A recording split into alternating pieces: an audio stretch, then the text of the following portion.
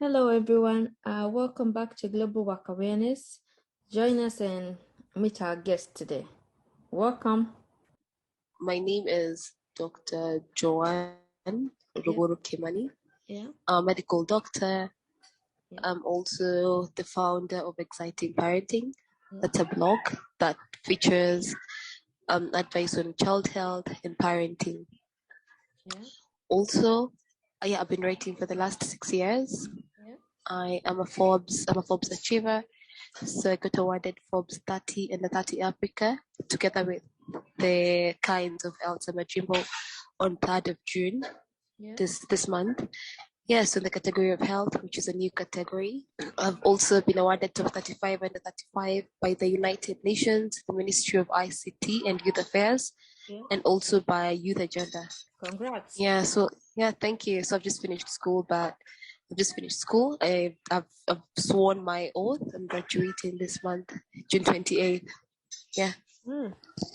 So what motivated you to start Exciting Parenting? So I'm the first born of 6 children, and so I've always wanted to help people bring up their children and in the right way possible. Yeah. So that's how my parents did it, and I was very impressed. And I thought it wise to create a platform where people would be able to learn on the right way and best way to do it. Yeah, and that's why I started my blog, and it's been doing well. And also in terms of the medical experiences I've seen in the hospital in regards to child mortalities, I decided to create something that would enable people to learn and prevent and also deal with the preventable mortalities right from home. For example, cases such as diarrhea and dehydration. So we could deal with that from home. And so that's why I thought it important to create a platform for that kind of work. How do you think this is helping the society, as a whole? How this is helping the society? One, I'm sure it's helping the society. This is through I'm getting good numbers, I'm getting good reviews. My numbers are rising each and every day. And so I'm sure it's helpful because I've received good reviews, received good comments, and also received good feedback. And see, as the audience grows, that clearly means that what I'm doing is working. Is it based on your training as a doctor or life experience or both? It's a combination of both. Because there's the parenting and child health part. So for the parenting part, it's due to my life experiences at home, which have been amazing. But also for the child health part, that has been heavily influenced by my work in the hospital. So as a student, as I said earlier, I could see the cases of the patients who would die from non-communicable diseases that could easily be solved out. And so that influenced my need to teach people on how to deal with that. What questions do you think most people want to know about Exciting Parenting? So the challenges faced in my blogging journey, people wondering why I'm not a parent, but I'm writing about parenting. So that has been a question by very many people who want to know how I am getting what I know. But then I've had to, come back with the whole point of I'm writing about it because I've lived a life where my parents would bring up my other siblings. And it's worked very well. So I feel like the main challenge is being asked where I'm writing about parenting without being a parent myself. And what do you think people are misinterpreting about Exciting Parenting? I wouldn't know. That one I wouldn't know because probably the negative feedback I've gotten is just criticism, which is very constructive. But I wouldn't understand what misconceptions people have. And what is the mission of Exciting Parenting? So my blog is a pro bono one. I don't charge. So my mission is education. I would call it edutainment, which is education plus entertainment. So to educate people, to entertain them. Because I even have a small category where I talk about my personal life, which is very interesting. And also to just help people. By helping people, I mean by lowering the child mortality rates. And what fulfillment or satisfaction do you get from blogging about Exciting Parenting? My satisfaction comes from the questions I get, from the feedback of the readers, mostly from the comments. That gives me most satisfaction to see that people like and are loving what I'm doing. Just seeing that I'm able to help is the greatest satisfaction ever. And does blogging affect like your main job of being a doctor? Does it affect it? So I've learned to plan myself well. To write a lot of articles when I'm free and post them when I'm not able to post them. And I've also been seeking help. This seeking help is by having someone manage the website. That means that I'm not involved in the technical work, but just the theoretical work of writing. Like I create a bank of articles and share them later on. So that is what has made me to be able to keep the blog very consistent and with my schoolwork. And what would you advise somebody who maybe wants to blog about health? Is it for everybody? What would you advise somebody? So a health blog is very technical. One has to be factual. So you can't lie to people about their health. One has to be factual. And also it's a niche blog. It's not a fashion blog or a makeup blog or a YouTube vlog. So the audience is not that big. So if one expects to get into the field and get winning so fast, it won't work. One has to be very patient, understand that it's a niche area, and to also just be patient to the growing following. So what do you wish would change about it or improve? I think if we had more blogs that were creating factual information, because we've had some that are creating propaganda. So if we had more that had factual information, then probably people would be trustworthy of reading them. And also if people would also learn how to research well and get the information broken down for themselves, then they'd probably read more about their own health. For example, in my blog, I've broken down the medical jargon into something that mtu wa kawaida will understand. And so if the people are able to see such content, they might be able to trust more medical blogs. Do you think it can be misleading to like people, somebody will just read and recognize themselves? Yeah, we've had people who confuse medical degrees with Google. Well, that's what we say on the side.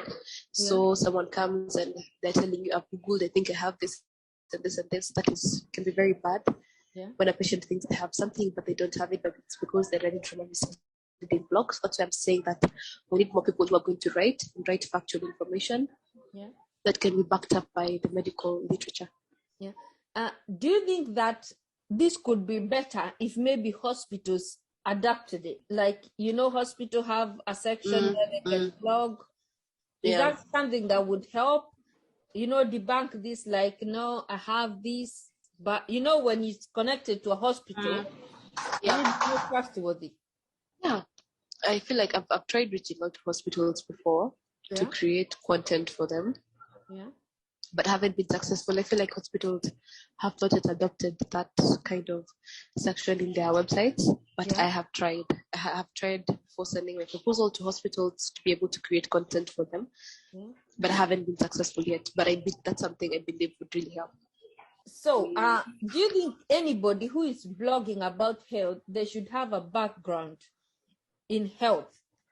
I feel like one should always, there's some fields that are very specific. For example, law, medicine, some fields are very specific and one should be very careful with what they write with, or hence they'll get sued. So one needs to have the degree, the education, to have the credibility enough to run a blog. So I think anyone else cannot write a health blog because they have not undergone the training, which is very intense, to be able to write what they don't know. But Sam, like when I go online, I kind of don't have time to go through to just check who's written it. Yes, but some of them just say don't write if they are doctor or where they qualified from, and some of us don't check. You see? Yeah, that's true. So, what would you advise people to be very careful when they are looking for health advice from blogging online? I think one needs to ensure that they're getting the information from a credible source. That could be a blog run by a recognized medical fraternity, like what you say in hospitals, or we have pages such as Medscape. Medscape is known for writing correct medical articles. We have one like Healthline. So I feel like it's up for someone to ensure that they're getting information from credible sources. And what growth opportunities do you think are there for health bloggers? I think with the field of telemedicine, where people are able to get help online without even seeing a physical doctor, is also opening up the space where people can also read about their own health, especially when it comes to preventive medicine.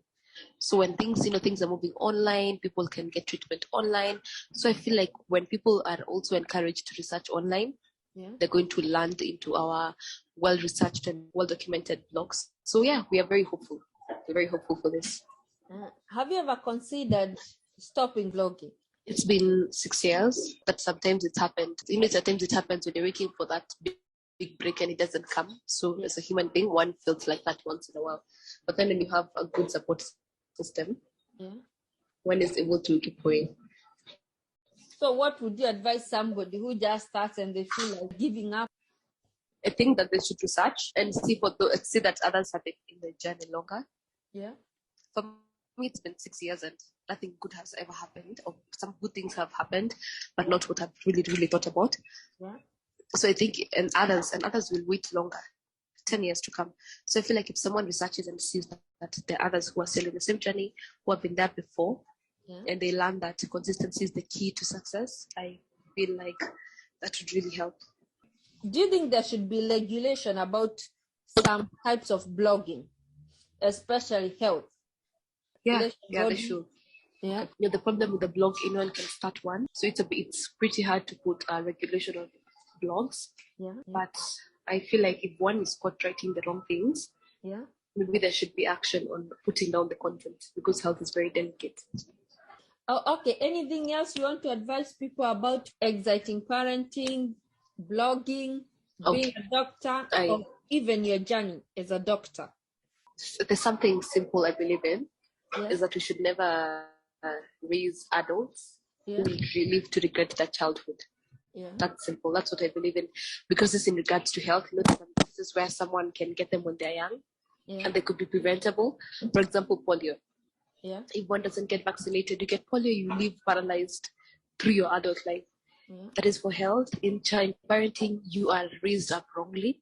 You live being dysfunctional adults. So I think, simply for parents, in all aspects, they should ensure that they bring up adults who won't live to regret their childhood. And what would you advise somebody, maybe in general, who is joining the medical field? Medicine is not for the faint-hearted. It can be hard, but it requires someone who's hardworking and patient and very consistent. But it's a very interesting field. Studying being a doctor, does it affect your family life and social life? Basically, no, because I learned to study around people. So if at all I have to do some extra work, I'd probably do it around my family, my assignments. But the classwork is pretty hectic. One can't be able to jump up and down and take part in other social activities like what other students would be able to do. But for my family, I've always been able to create time.